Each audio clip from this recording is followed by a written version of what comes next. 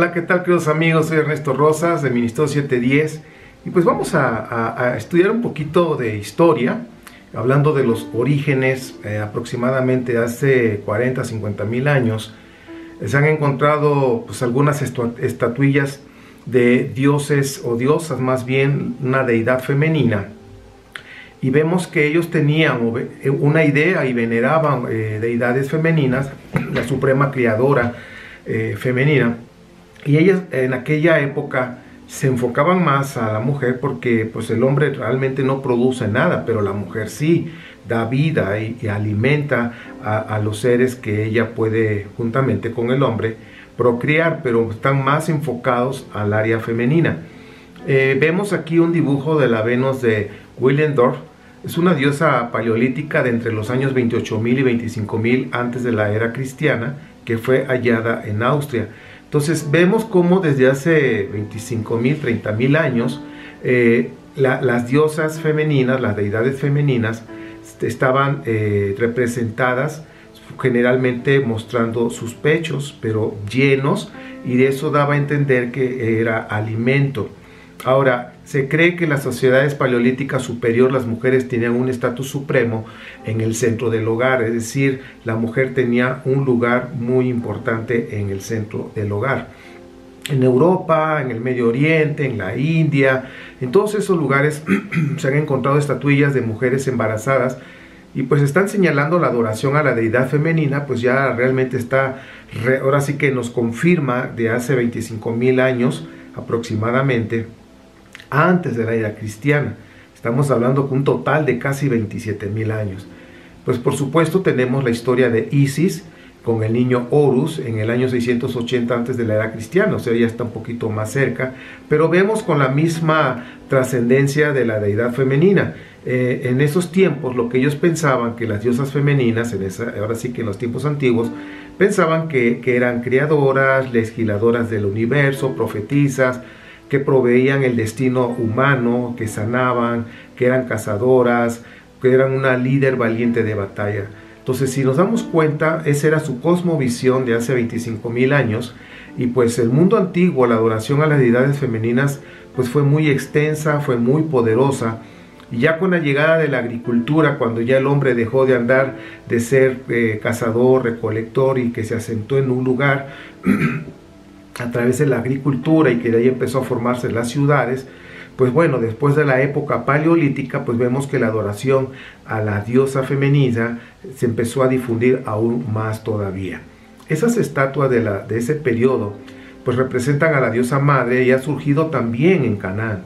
Canaán no se quedó atrás en lo que es en el levante, hablando del mapa del levante mediterráneo, pues lo que es Turquía o Anatolia, como se ha conocido antiguamente, en todas esas comunidades neolíticas, por ejemplo Egipto, encontramos una inclinación tan fuerte hacia la deidad femenina, y pues ya estamos hablando de 4.000 años antes de la era cristiana.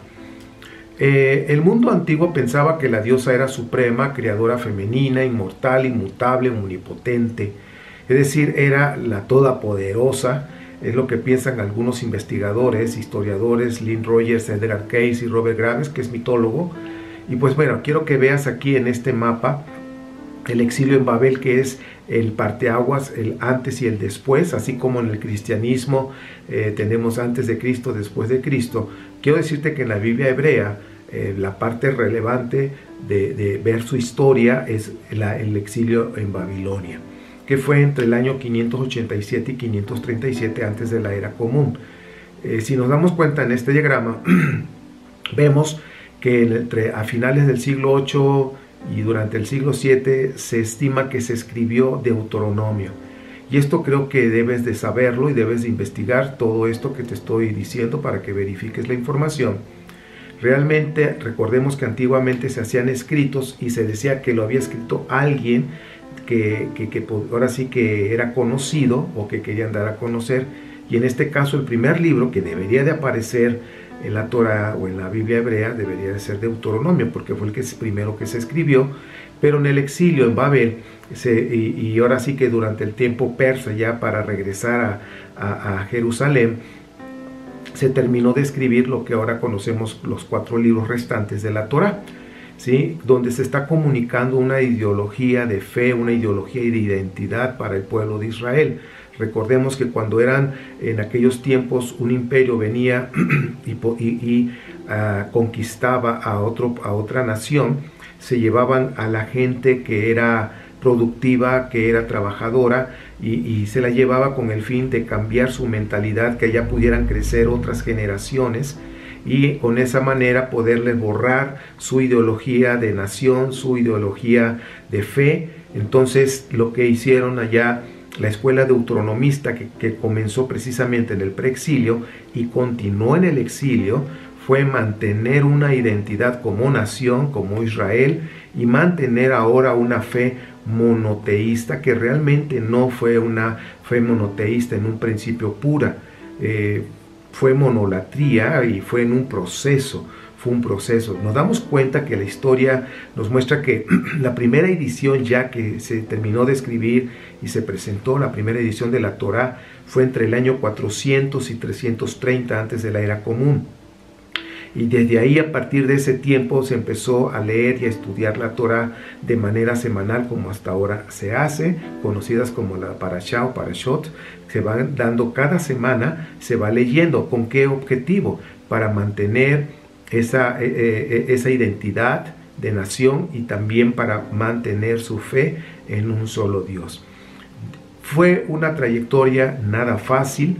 Vemos desde la estela de Meretab, que apareció más o menos en el 1210, cómo se menciona a Israel como un grupo nada más, sí, una tribu, pero no como una nación, como un reino, hasta el 1030, que fue cuando empezaron la época de reinados en Israel, que empezó la época monárquica con Saúl, David, y así con todos los que conocemos.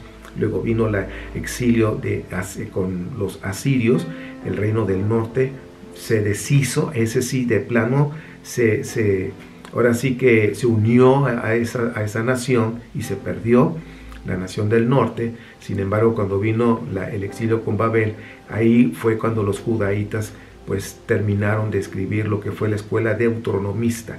La escuela deuteronomista, pues Deuteronomio, Josué, Jueces, Primera y Segunda de Samuel, Primera, Segunda de Reyes, esos libros se escribieron precisamente en esos tiempos para marcar la historia de una nación y su identidad y su fe. Pero recordemos, ¿por qué te estoy diciendo todo esto? Porque desde la época de la monarquía, que comenzó en el 1030, antes de la era cristiana, estamos hablando de la deidad femenina, vemos cómo la deidad femenina tuvo una gran influencia en lo que es Canaán, en el panteón de los dioses de Canaán. Por ello hablo de monolatría, porque aunque pensaban que había un dios en su nación, estaban conscientes que había otros dioses.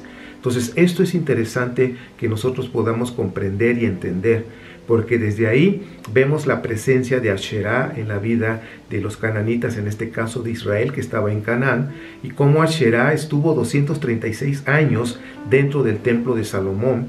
Fue algo impresionante, no fue fácil sacar una deidad femenina que ya traía un trasfondo de aproximadamente 30,000 años atrás todavía. Entonces vemos cómo esa influencia femenina aún en el reino de Israel estuvo presente, y cuando se inició el judaísmo, que se conoce como el judaísmo del Segundo Templo, que fue aproximadamente después del 537, cuando regresaron a Jerusalén, a Judá, el reino de Judá, ahí nace el judaísmo, ¿sí?, que hoy conocemos, con una mentalidad monoteísta, pero todavía no era pura. Todavía la monolatría estaba existente ahí. ¿Por qué? Porque no fue fácil sacar a Asherá de la mentalidad de los israelitas, porque Asherá tenía raíces. Recordemos que Asherá era representada por una palmera, por eso Débora estaba debajo de una palmera cuando le iban a buscar para consejería, para una decisión. Ella siempre estaba debajo de una palmera, representa a Asherá, y también el árbol de almendro representa a Asherá. Pues bueno, todo esto es interesante que nosotros tomemos en cuenta cuando estamos leyendo las escrituras para entender. Vemos aquí unos dibujos de Asherá, en el preexilio, y si te das cuenta, en uno de ellos se ve como unas serpientes, y no significa que era de algo diabólico, simplemente que la serpiente te habla de sabiduría y de vida, porque Asherá daba vida. La Asherá representa la madre tierra, que en aquel tiempo así lo consideraban, y que Asherá era esposa de Yahvé. ¿Ok? Según las escrituras. O sea, yo no me estoy inventando nada, simplemente te estoy dando un pequeño contexto. La diosa madre Asherá, vemos ahí el árbol donde están unos animalitos como chupando, tomando líquido, leche, alimento, y abajo un león. Por lo general Asherá siempre va a estar o dominando al león o va a estar encima del león, porque Asherá se considera la reina de la naturaleza.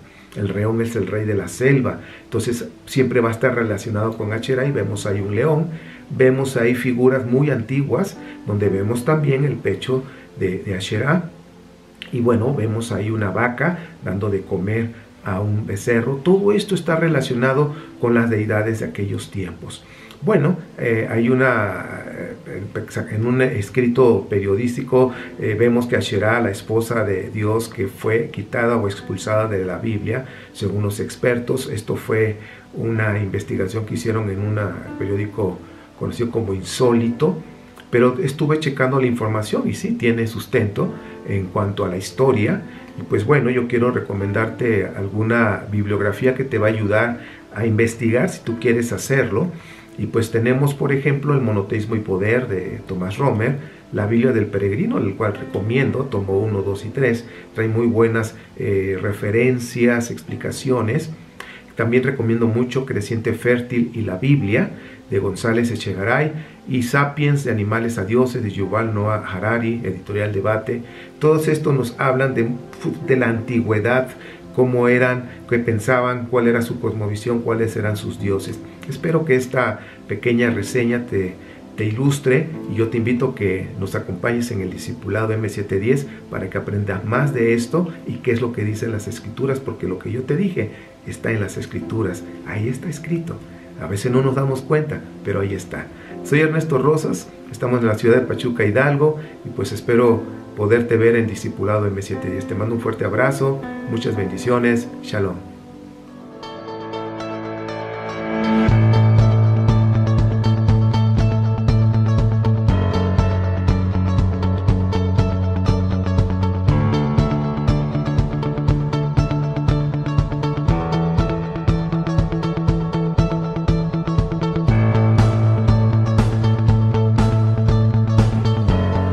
Hola, ¿qué tal? Soy Ernesto Rosas de Ministerio 710. Quiero hacerte una atenta invitación para el Discipulado M710, así se llama.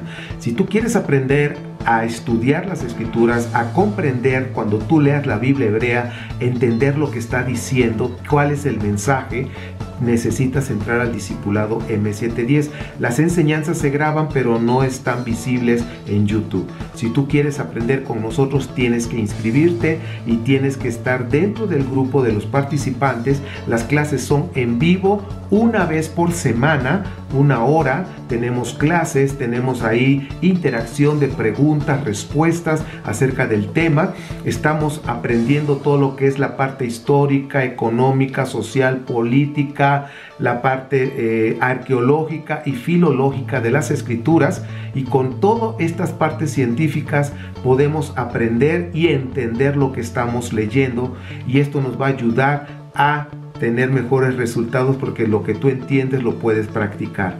Tú no puedes practicar lo que no entiendes. En este sistema que tenemos de estudio, de una educación bíblica a fondo, respetamos todos los credos religiosos, no estamos hablando de religión ni nada por el estilo, simplemente estamos aprendiendo a entender las Escrituras basándonos, y lo dije y lo vuelvo a repetir, en la historia, en el punto económico, político, social, en la parte arqueológica, filológica. En la ayuda de estas ciencias nos dan luz, nos muestran ahora sí que mejor claridad para comprender el mensaje. Te invitamos a que seas parte de este grupo de Discipulado M710. Escríbeme a mi correo ernestoard@gmail.com. Lo repito, ernestoard@gmail.com. Nos vemos. Shalom.